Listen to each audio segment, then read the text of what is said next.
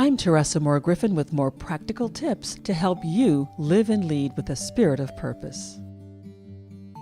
Managing by fear is widely recognized as an outdated concept that does more harm than good. According to organizational anthropologist Judith Glazer, recent advances in neuroscience show it to be quite damaging, in fact. Glazer says in order to be a manager who inspires their team, one needs to understand how the brain reacts to fear versus how it reacts to praise.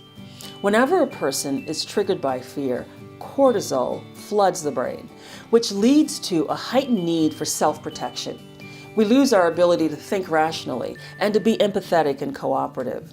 The search for comfort and consolation ensues as the need to think or talk through the bad feelings surfaces. We seek out others who will listen and validate our feelings, which can hamper productivity, as well as hampering the productivity of the person whose time we're taking up. The effects of this cortisol bath can last up to 26 hours.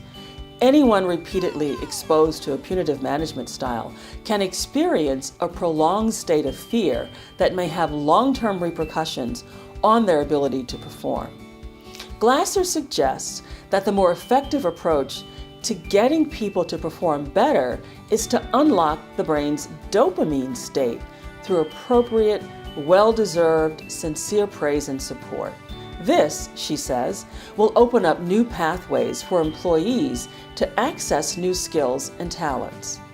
Praise triggers neurotransmitters that release specific chemicals that generate confidence and self-composure. These chemicals also give individuals the ability to sustain work on projects, even under stress. Their increased intention and attention keeps them engaged to the very end.